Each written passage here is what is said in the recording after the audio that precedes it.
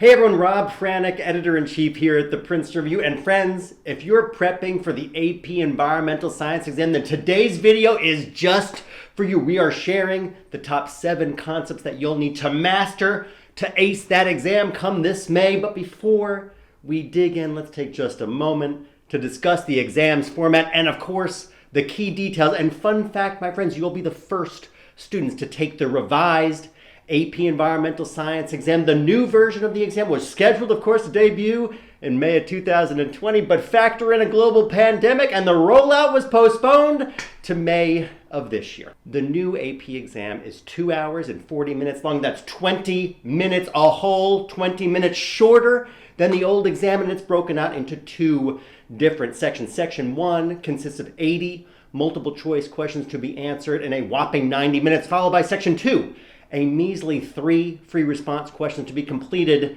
in 70 minutes overall. Now, the exam is divided into 7 main concepts, and friends, today we're going to review each and every one of them together, including the key points, the terms, the models, and the legislation that you need to know come test day. So buckle up and get ready to take some notes, my friend. Let's jump right in. Concept number 1, Earth's independent systems. Now, about 10 to 15% of the AP exam will test your understanding of how planet Earth's systems actually interact, resulting in the state of balance over time. So you should begin your studies with a review of the Earth's physical spheres, including number 1, the solid Earth, our planet's solid rocky outer shell. Number 2, the atmosphere, the envelope of gases that surrounds the Earth. Number 3, the hydrosphere, Earth's oceans as well as freshwater bodies. Number 4, the pedosphere, more commonly called soil. Now these 4 physical spheres provide resources that ultimately support the biosphere, the 5th of Earth's spheres. Now, the biosphere is of course composed of all living organisms that inhabit the planet and draws on the physical resources of the other 4 spheres. Now, all 5 spheres interact to shape the variety of landforms and biomes and the phenomenon studied in environmental science. So, given the emphasis that the College Board, the creators of all things AP, places on the understanding of the spheres, let us review each sphere in a bit more detail, starting with the solid Earth. Now, our planet is thought to be between 4.5 and 4.8 billion years old. And just to get a sense of the vast amount of time that has gone since Earth was formed, you should review the geologic timescale in your prep book. You should also know that planet Earth is made of 3 concentric zones of rocks that include the crust, the mantle, and of course the core. You know all this. Now, make a point to memorize the order and the characteristics of each of Earth's layers. You'll also need to review key concepts related to the lithosphere. Now, the lithosphere is the thin, rigid layer of rocks that includes the upper mantle as well as the crust. You will be tested on how the lithosphere is constantly changing due to plate tectonics and volcanoes and earthquakes and the rock cycle itself. Next, the atmosphere. Now, the atmosphere is a layer of major gases that are held together to Earth by the force of course, gravity. Now, the layers of the atmosphere are based on temperature gradients. Those include the troposphere, the stratosphere, the mesosphere, the thermosphere, and personal favorite, the exosphere. Now, the troposphere contains greenhouse gases. You'll see this acronym, GHGs, throughout the AP exam. Now, those GHGs regulate the temperature of the Earth, and it is where all weather actually takes place. Next, the stratosphere contains the ozone layer, which protects our planet from harmful ultraviolet radiation. You'll also want to be familiar with the key concepts related to climate and seasons and types of wind and of course weather events like monsoons and lake effect and rain shadow effect, and of course last on the list, El Nino. While you should certainly study all of these topics in detail, the key point that you should know is that climate is dictated by a region's average temperature and precipitation, which is influenced by air circulation from convection cells, as well as the Earth's tilt, daily rotation around its axis, and the annual revolution around the sun.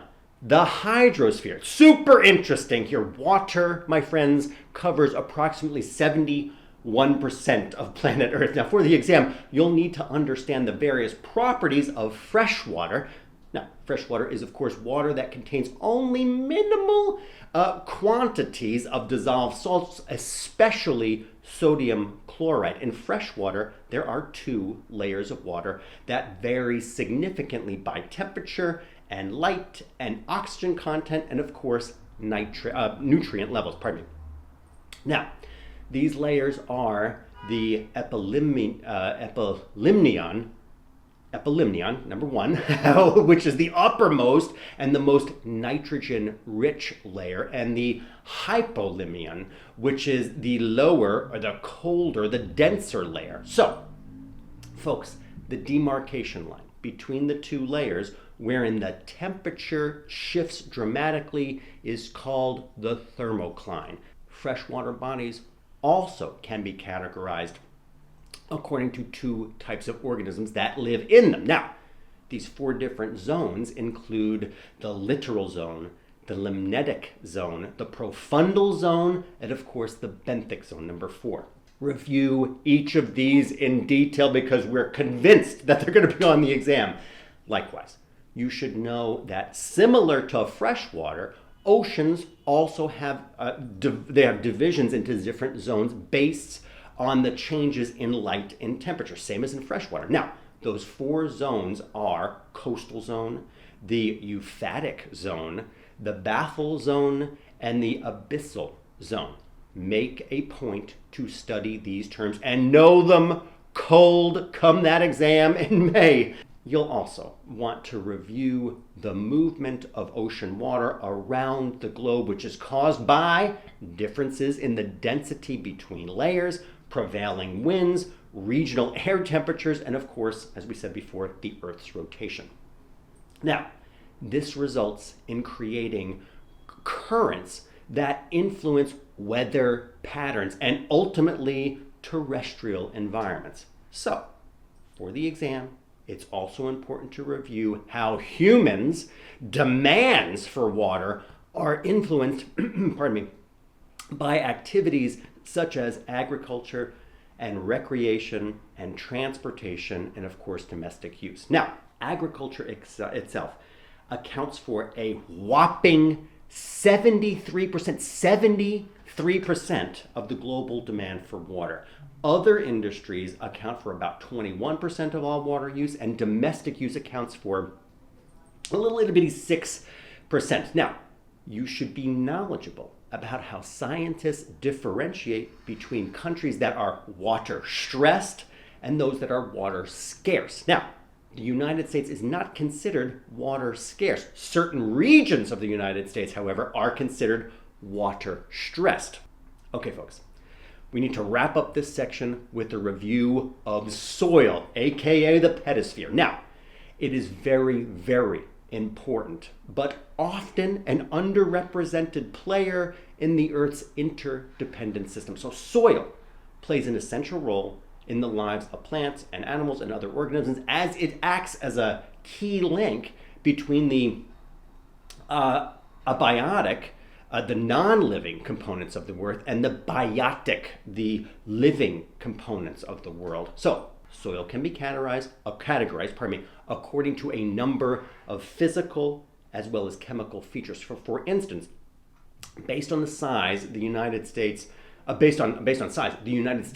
Department of Agriculture, that's the USDA, be familiar with that acronym as well, divides soil particles into 3 size classes. First is clay, second is silt, and then is sand. Now, a soil texture triangle is a diagram that allows you to identify and compare soil types based on their percentage of clay and silt and sand. Another important characteristic of soil types is soil's acidity and its alkalinity.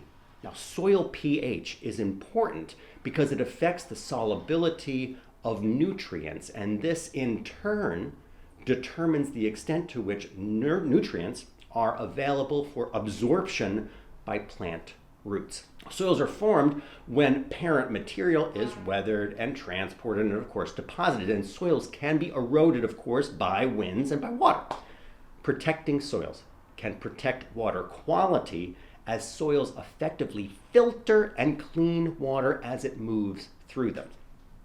As rocks themselves weather into soil, the soil develops distinct layers, and those layers are known as horizons, each with its own properties of texture and color and mineral properties. Now, horizons are based on their composition and organic material. You also need to know the 4 processes of soil development: additions, losses, transformations, and of course, translocations. Concept number 2 is all about the inhabitants of planet Earth and their relationships. Now, you will be tested on your understanding of the biotic or the living components of the Earth.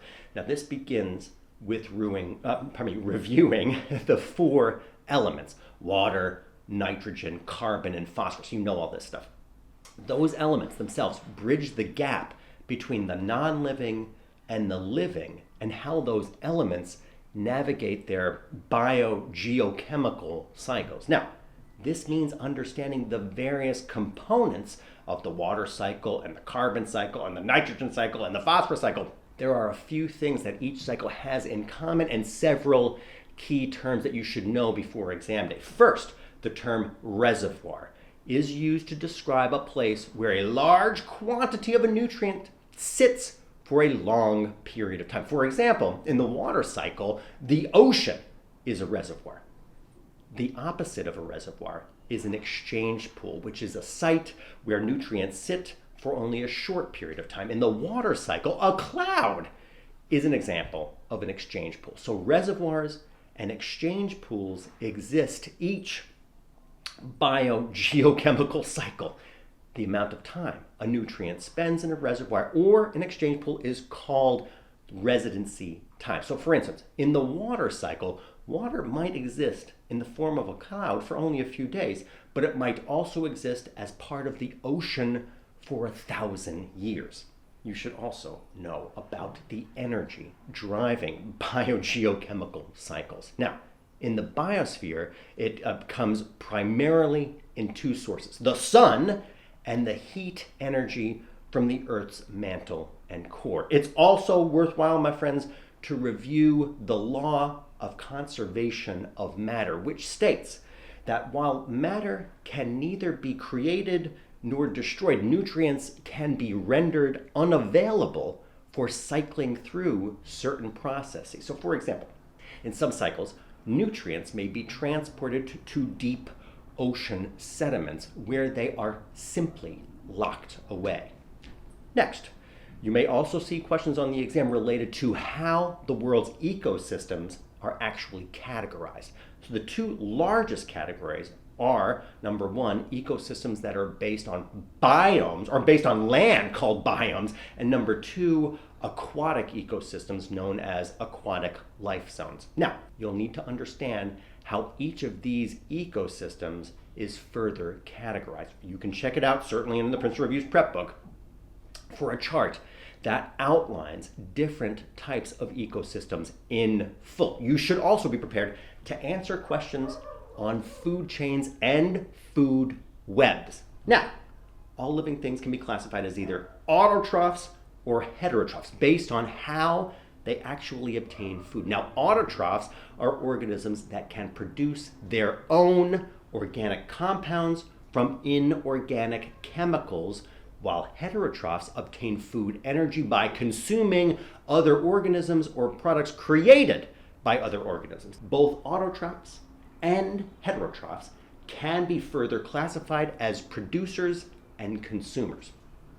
Producers are autotrophic organisms. They are capable of converting radiant energy or chemical energy into carbohydrates.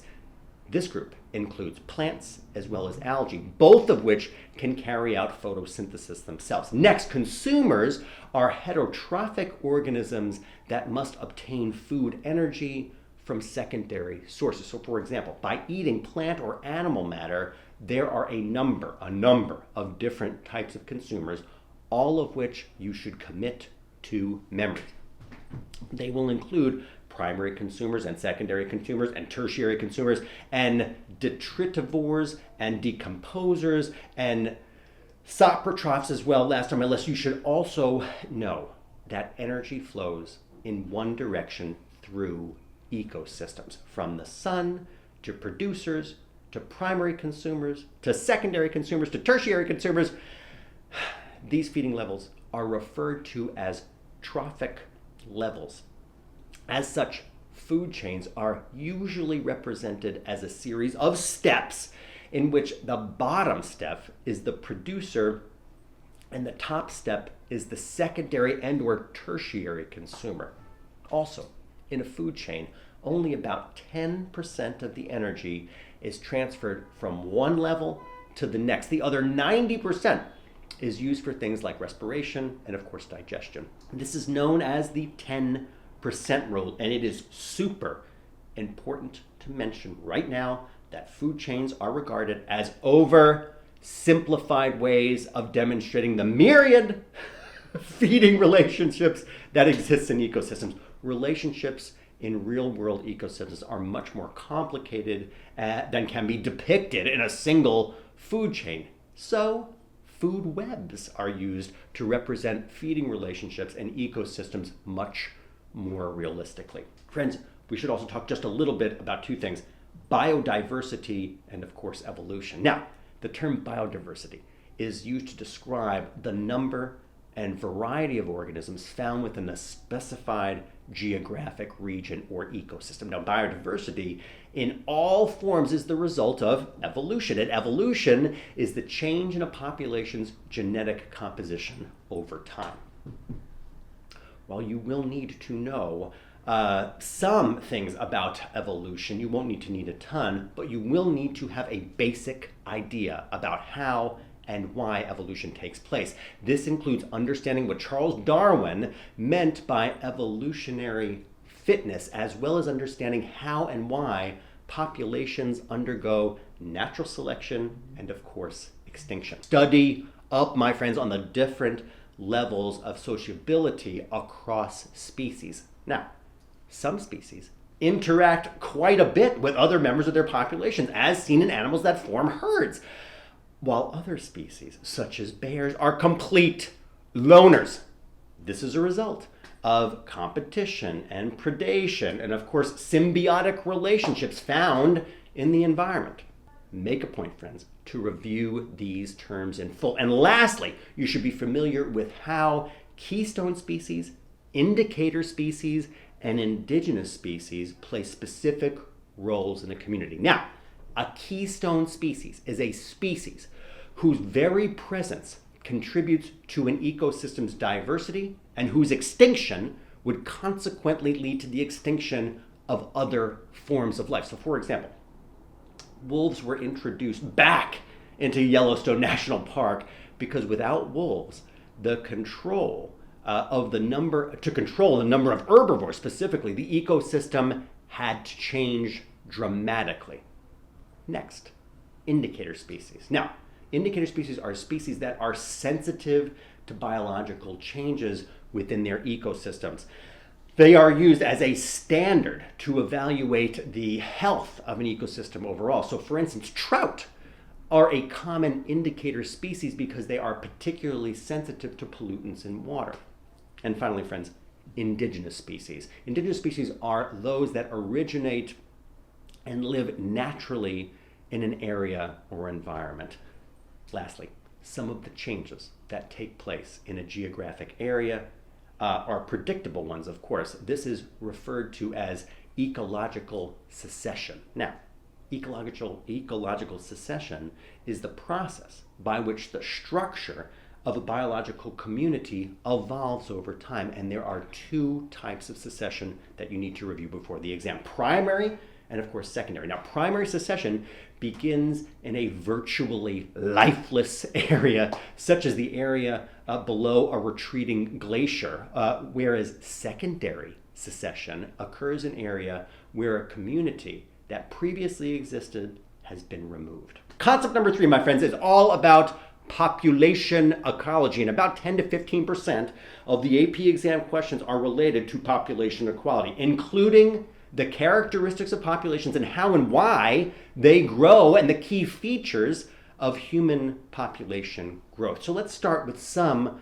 of the important terms used to describe populations overall. First, a population is defined as a group of organisms or the same species that inhabit a defined geographic area at the same time. Two important characteristics of a population are density and dispersion. Now, population density refers to the number of individuals of a population who inhabit a certain unit of land or water area. Population dispersion, however, refers to how individuals of a population are spaced within a region itself. Let's review the basics of population size and growth.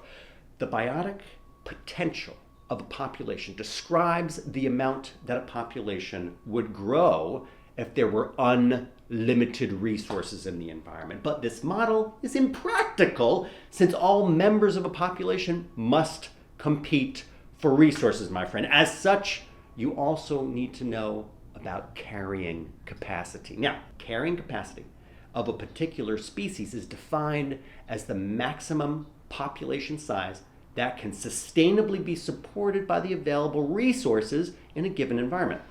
You should also review 2 population growth graphs. Now, the exponential population growth model and the logistic population growth model. The exponential growth model, its curve resembles the letter J and is seen when resources are unlimited.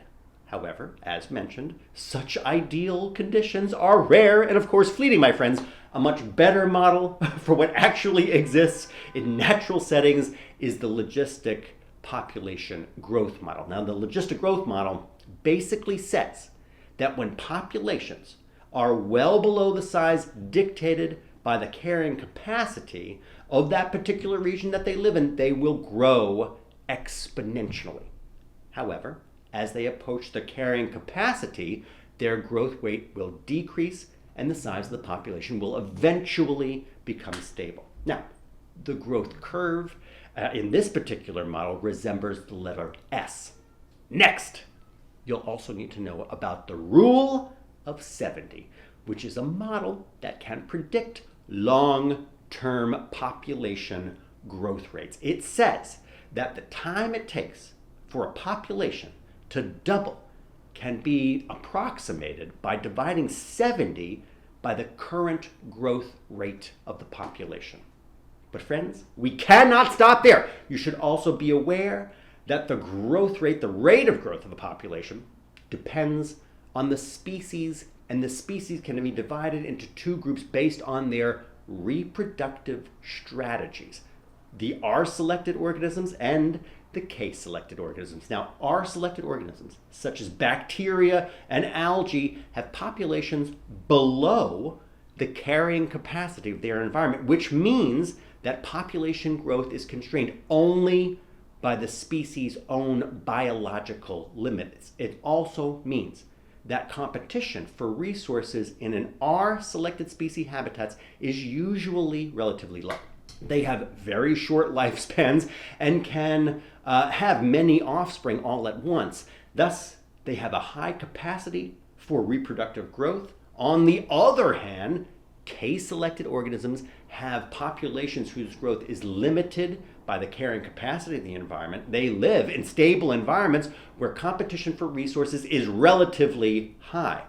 These organisms have longer lifespans and produce fewer offspring per reproductive event. In fact, for these species, it is important to preserve as many offspring as possible because they produce so few. So examples of K species include humans and lions and of course cows. The AP exam may also ask you about population cycles, big favorite of ours. Now, there are two distinct patterns that occur: the boom and bust cycle and the predator and prey cycle. Now, in the boom and bust cycle, there is a rapid increase in the population and then an equally rapid drop off. Now, these rapid changes are likely linked to predictable cycles in the environment, such as temperature or nutrient availability, and the predator-prey cycle is based on feeding relationships between two species. So, if the prey species rapidly multiplies, the number of predators increases as well. So for example, the relationship between rabbits and coyotes. In a year with relatively high rainfall, rabbits will have plenty of food, which enables them to reproduce very successfully. In turn, because the coyote is the predator of the rabbit, coyotes will also have plenty of food and their populations would also rise rapidly. You'll also need to understand how human populations grow. Now, there are about 7.5 billion humans on Earth, and it's predicted that the world's human population will continue to increase into the 2050s. How do we know? Well, this is calculated using the population change over time equation, which takes into account four parameters: birth rate, death rate, immigration rate, and emigration overall. Be sure to review this calculation as you prep for the exam, because it'll be on it without question. You should also know about the total fertility rate. Now that acronym is TFR, again, total fertility rate, which describes the number of children a woman will bear during her lifetime based on an analysis of data from preceding years. Now, the TFR is greatly influenced by several factors, including education and employment opportunities for women, availability of birth control, child labor, and the existence of retirement system, traditions, of course, overall, and finally, cultural and religious beliefs. Now, while fertility rates can provide a rough estimate, they are imperfect because they assume that the conditions of the past will be the conditions of the future as well. Two other rates that you should know about are the replacement birth rate and infant mortality rate. Now, the replacement birth rate refers to the number of children a couple must have in order to replace themselves in a population. Now, this rate is almost always higher in developing countries due to higher infant and higher child mortality rates overall. Next, the infant mortality rate. The infant mortality rate is the number of deaths of children under the age of 1 per 1,000 live births. Whether mothers have access to good health care and nutrition has the greatest effect on infant mortality rate overall. Friends, we should also just chat a little bit about age structure pyramids and age structure diagrams, as they're super important, which are certainly useful for geographically representing populations overall. Now, the age structure diagrams groups humans in 3 different categories by age. Number 1, the pre-reproductive cohort, that's 0 to 14, the reproductive cohort, 15 to 44, and the post-reproductive cohort, that's ages 45 and older. Now, having large pre-reproductive cohorts implies population growth, while having large post-reproductive cohorts implies population decrease. Now, pyramids depicting little difference between cohorts suggest a stable population. You should be able to identify the growth rate of a country based upon its age structure pyramid. You'll also need to understand the demographic transition model, which is used to predict population trends based on the birth and death rates of a population. Now, in this model, a population can experience 0 population growth via 2 different means as a result of high birth rates and high death rates, and or the result of low birth rates and low death rates. Now, when a population moves from first state to the second state, the process is called demographic transition. Now, the 4 states that exist during the transition include pre-industrial state, transitional state, industrial state, and of course, post-industrial state. Now, you will most likely see questions that will ask you to describe the demographic transition model. So make sure that you understand that material, again, culled before testing. Friends, it's also important to understand how our increasing human population has had major impacts on the planet and has contributed to resource depletion, hunger and malnutrition, threatened and endangered species, extinction, urban sprawl, and of course, mega cities overall. Now, another concept that you should definitely be familiar with for exam is that of the ecological footprint. Now, an ecological footprint is defined as the amount of Earth's surface that's necessary to supply the needs and disposal of waste of a particular population or an individual. Now, with the growing world population, our species' collective footprint is now exceeding the space available on the Earth. The mind reels on that point, I know, my friends.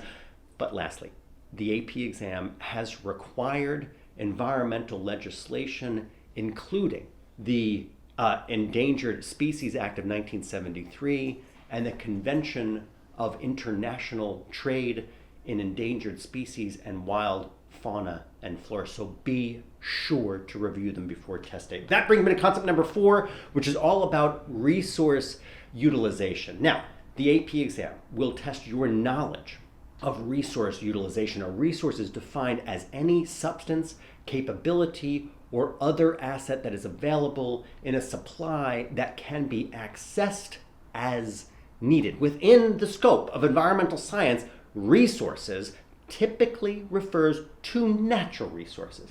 And when humans use natural resources, they alter the natural systems. The tragedy of the commons suggests that individuals will use shared resources in their own self-interest rather than in keeping with the common good, thereby depleting the resources themselves. You should also know the two main types of resources: renewable resources and, of course, non-renewable resources. Now, renewable resources are resources such as plants and animals. Now, these resources are perpetual or can be regenerated quickly, and by quickly, we mean in less than the average human lifetime, about 50 years, or before it is fully depleted by human consumption itself. Now, non-renewable resources are things like minerals and fossil fuels that are typically formed very slowly through a geologic process and renew at an insufficient rate for human use. As such, scientists consider them incapable of being regenerated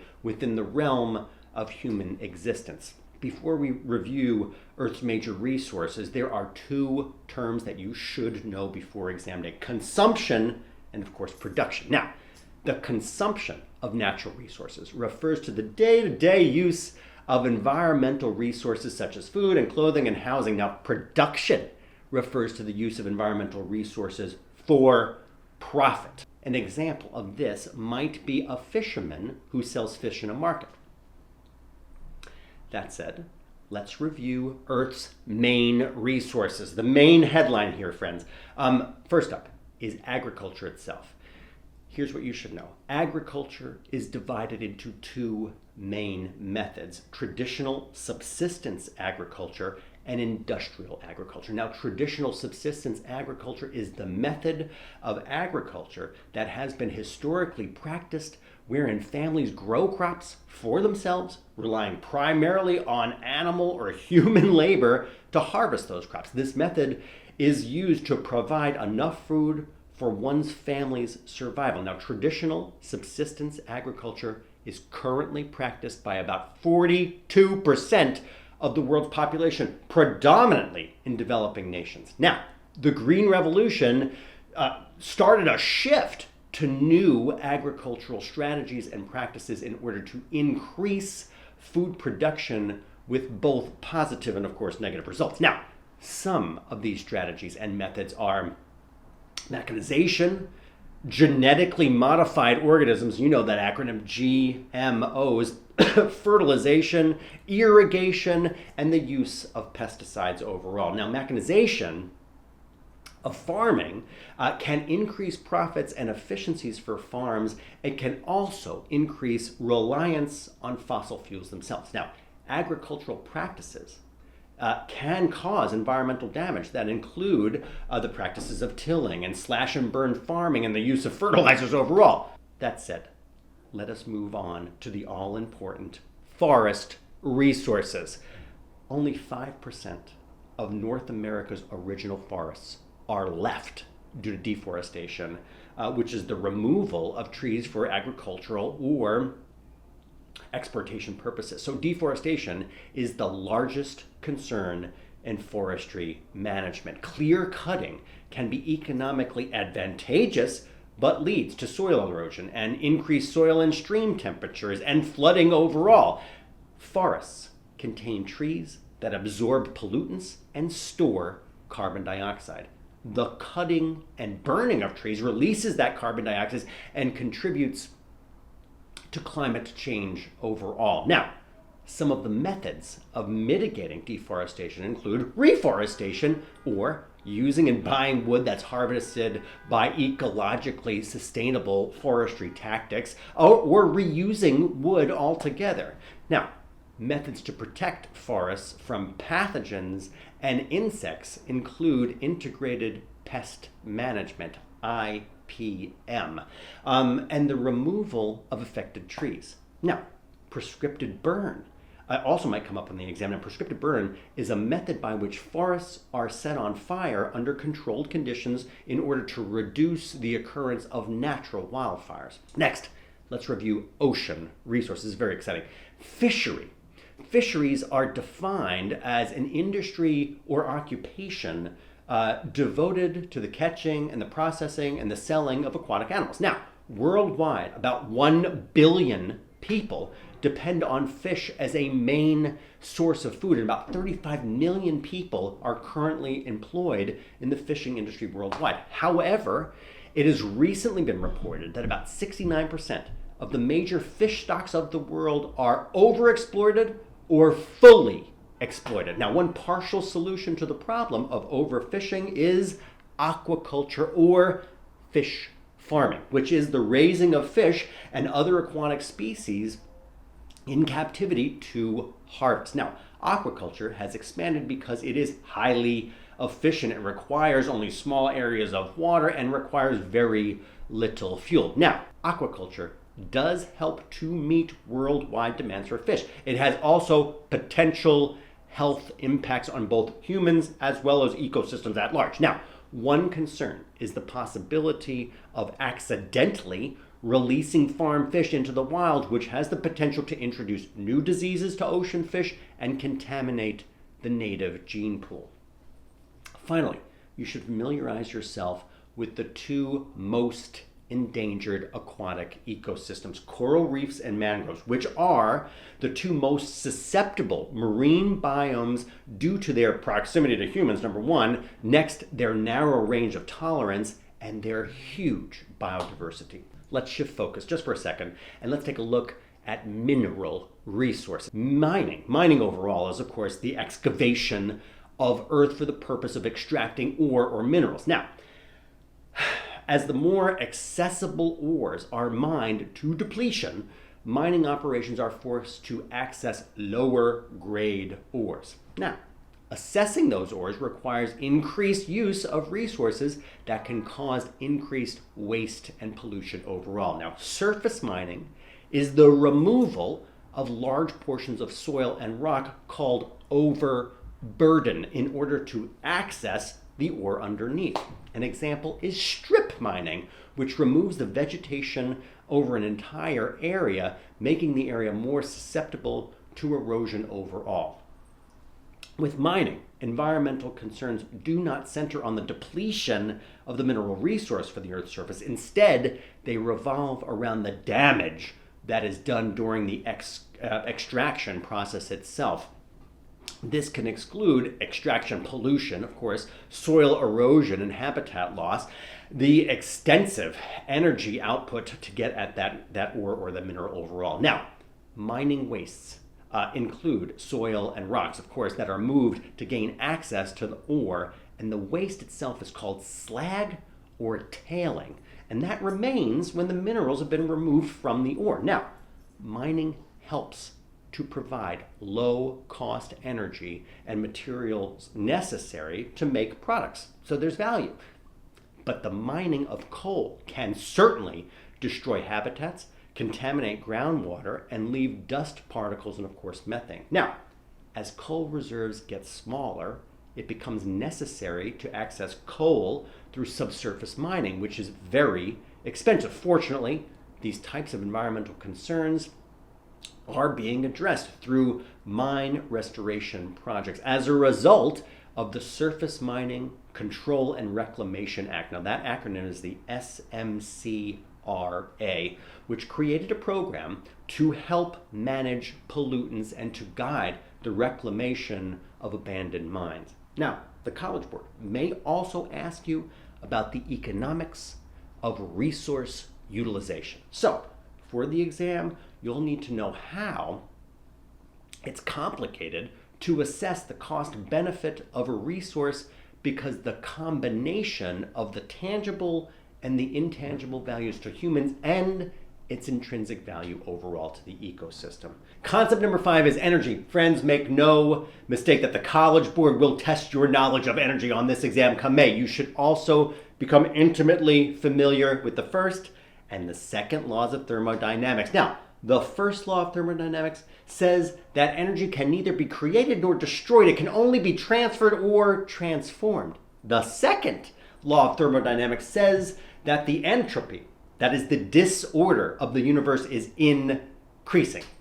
Folks, those are the very basics of energy. That said, let's together go through each type of energy resource that exists on Earth. First, you have non-renewable energy. We mentioned this just a couple of minutes ago. Now, non-renewable energy is the primary source of energy production. It uses fossil fuels and provides 81% of the world's overall energy. Fossil fuels are formed, of course, from fossilized remains of once living organisms, and over time, their organic matter was exposed to intense heat and intense pressure, and eventually those forces broke down organic molecules into oil and coal and natural gas.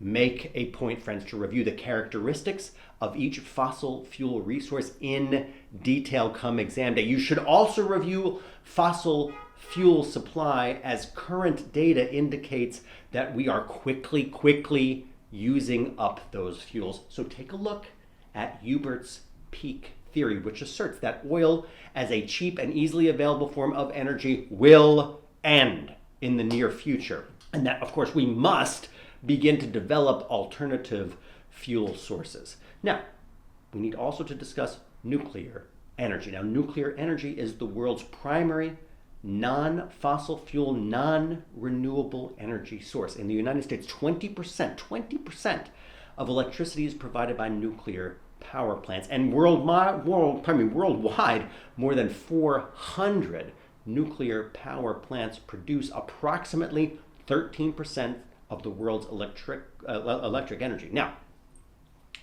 the key reaction in the production of nuclear energy is called fission. Now, fission is a nuclear reaction in which the nucleus of the atom is struck by a neutron and then splits into two smaller nuclei, lighter, smaller nuclei. Now, the nuclear fission then releases a large amount of heat, which is used to generate steam, which powers a turbine, which ultimately generates electricity. Now, that all said, the products of nuclear fission are much more radioactive than the fuel used. In other words, they have unstable nuclei which emit energy over time as particles or photons. So, you should also know about nuclear fusion. Now, it is very likely that the future of nuclear power will be nuclear fusion, and it has several advantages over fission. Fusion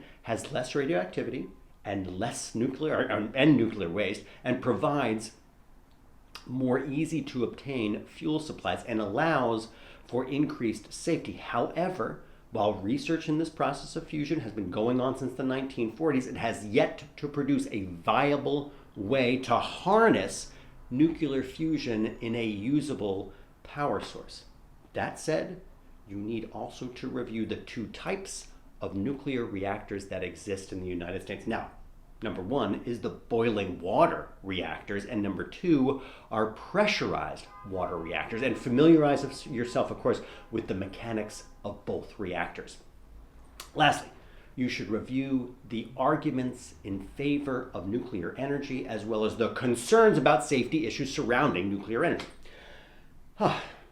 Friends, let's move on to that always glorious topic of renewable energy. Now, the primary advantage of developing and using renewable energy resources lies in the fact that they have a bottomless supply. At present, renewable energy sources account for only 14% of global energy use. Now, these sources include biofuels, biodiesel, solar, hydroelectric, wind, geothermal, and of course, last on the list are hydrogen cells. Let's review the key features of each, starting with biofuels. Now, biomass is one of the most consistently and widely used renewable energy sources today. It includes wood and charcoal and animal waste products. So, using biomass as an energy source is beneficial because it's low cost, it's readily available, and it is better for the environment than fossil fuels. It can also help reduce the amount of waste that goes into landfills as it relies on the burning of organic matter. However, the major downside of biomass is the initial cost and the very large land mass that is required for the installation of a biomass boiler. Next, we have hydroelectric power. Now, this is the source, of course, that works via the systematic placement of river dams that spin turbines that ultimately produce electricity. Now, one advantage of hydroelectric power is the production releases no pollution. So, the disadvantage is that it requires that rivers be dammed, which could change the rate at which rivers flow and lead to the destruction of habitats. Another important note is that the development of hydroelectric power as an alternative renewable energy source is limited because there are a limited number of rivers in the world that can be used for such purposes. Next on the list, solar energy. Now, solar energy has the potential to supply many of our external energy needs. For the test, you should review the various methods of collecting solar energy. The first is passive solar energy collection, which uses building materials and building placement and design to passively collect solar energy that can be used to keep a building warm or to keep it cool. The second is active collection, which uses devices such as solar panels that collect and focus and transport and store solar energy. The third is direct collection, which collects solar energy via photovoltaic cells. Now, those photovoltaic cells are called PV cells that produce electricity that is then stored in batteries. Now, while the use of solar energy produces no air pollutants, the production of photovoltaic cells does require the use of fossil fuels. That said, the advantages of solar panels are that photovoltaic cells use no moving parts. They require little maintenance and they are absolutely dead silent. The only downside is that not every location receives enough sunlight to make solar panels worthwhile. Now, while we also want to mention wind energy, and we've been using wind energy for centuries, starting as early as the 17th century with windmills and Schermerhorn. Now, wind energy is the fastest growing alternative energy source, and it has been increasing at a rate of more than 30% per year. It is projected to supply a full 20% of the world's energy needs by 2030. Now, wind power is currently more costly than using fossil fuels due to the upfront costs needed to build the actual windmills. And the ever bigger problem is with wind energy is that alternative energy sources must still be in place for time when the wind doesn't blow. That said, one tremendous advantage of using wind energy is that it produces no harmful emission.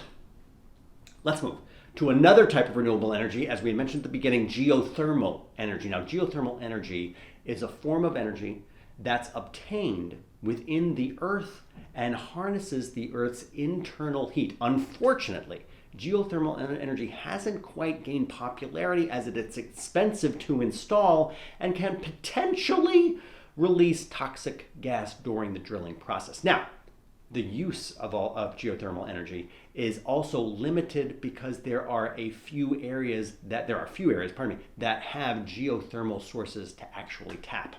Lastly, there are two other less widespread renewable energy sources that we just need to mention. Number one is ocean tides. Number two are hydrogen cells. Now, we won't dig into these less popular sources, but you should still aim to be at least somewhat familiar with them come exam day. Concept number 6, folks, is all about pollution. Now, given the impact of pollution on the environment and on human health, you can bet on the exam that it will test your understanding of toxins and key aspects of air pollution and climate change and thermal pollution, water pollution, and of course solid waste. Now, you should begin by reviewing the concept of toxins and toxicity. Now, substances that are considered contributors to air pollution have two sources. They can be natural releases from the environment, or they can be created by humans. Now, examples of natural pollutants include pollen and dust particles and mold spores and forest fire smoke and, of course, volcanic gases. As an example of human caused pollution is the large-scale production of fossil fuel pollutants marked by the start of the Industrial Revolution. Coal consumption releases air pollutants including carbon dioxide and sulfur dioxide and toxic metals and lots of particulates, none of which are good, my friends. The combustion of fossil fuels overall releases nitrogen oxides into the atmosphere. They lead to the production of ozone and the formation of photochemical smog and convert the nitric acid in the atmosphere, causing acid rain. Other pollutants produced by fossil fuel combustion include carbon monoxide and hydrocarbons and particle matter. Now, air quality can also be affected through the release of sulfur dioxide during the burning of fossil fuels, mainly diesel fuels. Now, there are also a few terms used to describe pollutants that you should know come exam day, including primary pollutants and secondary pollutants. Now, primary pollutants are those that are released directly into the lower atmosphere and are toxic. One example of a primary pollutant is carbon monoxide, CO. Secondary pollutants are those that are formed by the combination of primary pollutants in the atmosphere. An example of a secondary pollutant is acid rain. Air pollutants can be reduced at the source. Methods to reduce air pollutants include regulatory practices, of course, conservation practices, and alternative fuels. So examples are vapor recovery nozzles at gas stations across the planet, catalytic conversion in your cars, and wet, dry scrubbers. You should also know about 6 pollutants that do the most harm to human health and welfare for this exam, and this is all according to the EPA, of course, the Environmental Protection Agency. They are carbon monoxide, as we said before, CO, lead, ozone, nitrogen dioxide, sulfur dioxide, and particulates. Now, photochemical smog is formed when nitrogen oxides and volatile organic hydrocarbons react with heat and sunlight to produce a variety of pollutants. Now, photochemical smog often forms in urban areas because of very large numbers of motor vehicles that are there and can be reduced through reduction of nitrogen oxide and volatile organic compounds. Now, again, volatile organic compounds, VOC is that acronym you're likely going to see on the exam. It can harm human health, of course, causing symptoms like respiratory problems and eye irritation. Now, the Clean Air Act is part of the required environmental legislation to know for the exam come May. You'll also need to be familiar with the chemical equations of photochemical smog. The final two air pollution concepts are ozone depletion and, of course, acid precipitation. You should understand how the ozone is an essential component of the stratosphere, blocking 95% of the sun's damaging ultraviolet radiation. And more importantly, you should also review how ozone depletion is largely due to a group of human-made chemicals known as chlorofluorocarbons. Indoor air pollutants are classified as particulates, including asbestos, dust, and smoke. Common natural sources of indoor air pollutants include radon and mold and dust. Common human-made indoor air pollutants include insulation, VOCs from furniture and paneling and carpets, formaldehyde from building materials and furniture and upholstery and carpeting, and lead from paints. Radon-222 is a naturally occurring radioactive gas that is produced by the decay of uranium found in some rocks and soil. Now, radon gas can infiltrate homes as it moves up through the soil and enters homes via the basement or a crack in the wall or a crack in the foundation. It is also dissolved into groundwater that enters homes through a well. So, exposure to radon gas can lead to radon-induced lung cancer, which is the second leading cause of lung cancer in America. Now, with respect to acid precipitation, you should understand that it is a secondary pollutant that occurs as a result of pollution in the atmosphere, primarily sulfur dioxide and nitrogen oxide, and you should be familiar with the damaging effects of acid precipitation on the environment. Let's shift focus just for a couple of minutes to discuss climate change overall. Now, over the last several years, scientists have observed a slow but steady rise in the Earth's average temperature. You should know that greater than 95% of the observed increase in the global average temperature since the mid-20th century is due to the observed increase in anthropogenic greenhouse gas. Again, anthropogenic greenhouse gas, those GHGs. They're concentrations that absorb Earth's infrared heat and warm the lower atmosphere. So for the exam, there are three major GHGs that you should know about: carbon dioxide, nitrous oxide, and of course number three is methane. There's also another type of thermal pollution associated with many urban environments known as temperature inversion. Now, temperature inversion occurs when air pollutants become trapped over cities because they are not able to rise into the atmosphere. In an inversion, the polluted air hangs above the city, causing respiratory problems for many residents. Next is water pollution. The greatest contributor to water pollution is urban runoff from land that carries excess nutrients and pollutants into streams. This can lead to eutrophication, which produces toxins dangerous to human life.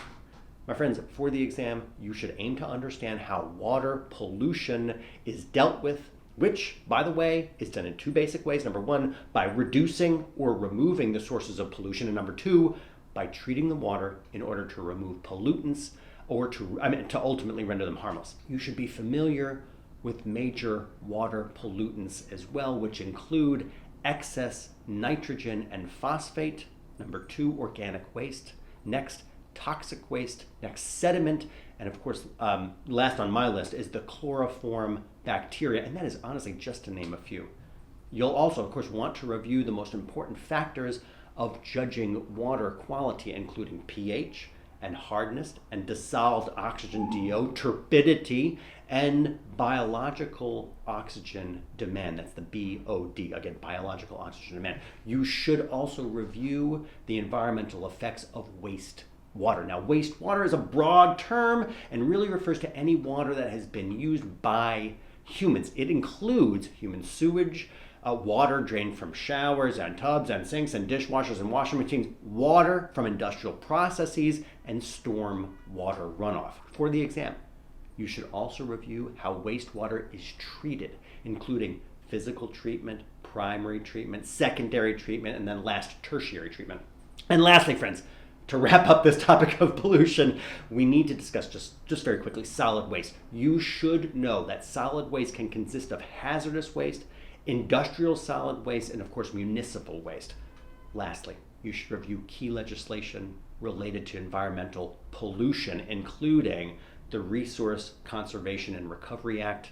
Next, the Clean Air Act of 1970. Number 3 on the list is the Clean Water Act of 1972 and the Delaney Clause. And finally, the Comprehensive Environmental Response, Compensation, and Liability Act. And that's the CERCLA, and that's commonly referred to as Superfund. And finally, my friends, concept number 7, the last concept that we'll cover today, is focused on culture, society, and environmental quality. Now, as we discussed most of the foundational concepts already of the AP Environmental Science exam, however, you should also understand the role of government and public policy that it has played in protecting our planet. So you'll need to review the importance of sustainability, the history of environmental activism in the United States, and the ways in which the U.S. government has approached environmental issues. Now, when the Constitution was written, there was so much land and so many resources that it was inconceivable that it could ever be in danger of being used up.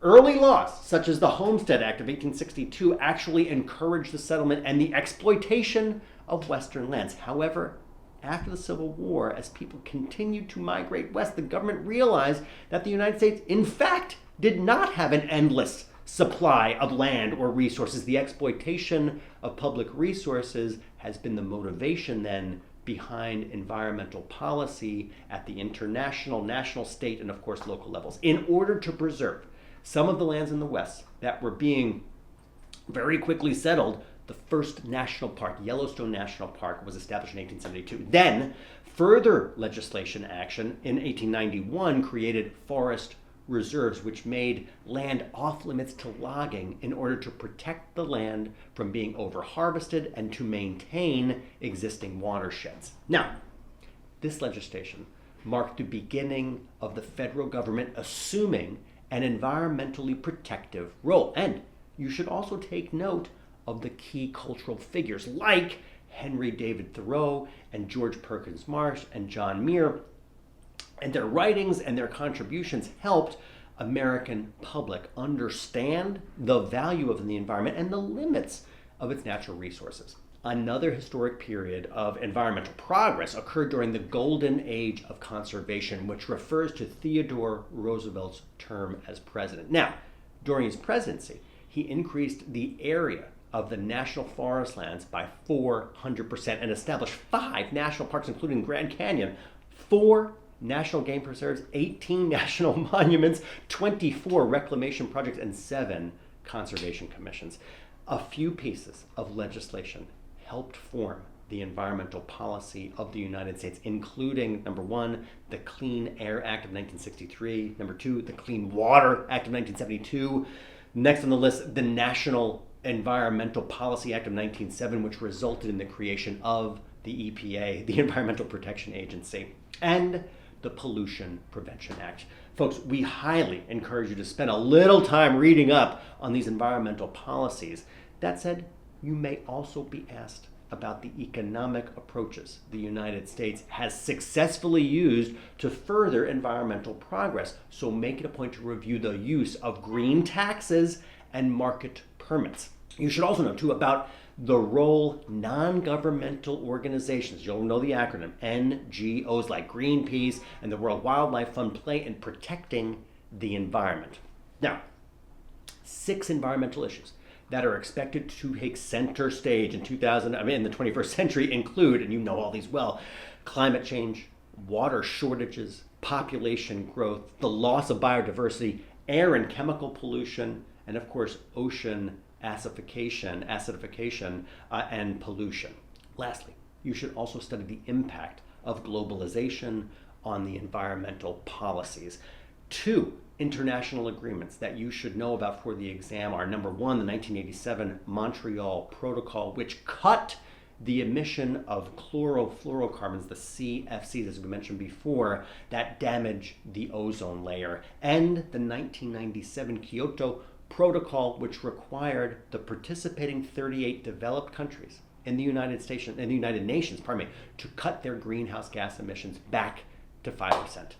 Friends, this has been a whopper of a video. We have covered a ton of information, and as always, we hope that you enjoyed today's video as much as the last ones. If you did, please do give it a thumbs up, and stay tuned for our next video in this AP series. More to come very shortly. And of course, please do subscribe to our channel here at the Princeton Review if you haven't already, for the latest updates on standardized tests and college admissions and study tips and much, much more. And friends, if you're looking for no-cost AP tutoring, check out whether your school or your local library partners with our sister company here at the Princeton Review called tutor.com. And if so, you can access no-cost tutoring in AP subjects and much more, of course. You can also check out our Princeton Review AP cram courses for individual students, and of course, our full line of awesome Princeton Review titles at Random House and any bookstore or bookstores online. Folks, however you prep, please do know that we are rooting for you every step of the way right here at the Princeton Review. Again, thank you so much for watching. Rob Franek, Editor-in-Chief, signing off for today. Be well, folks.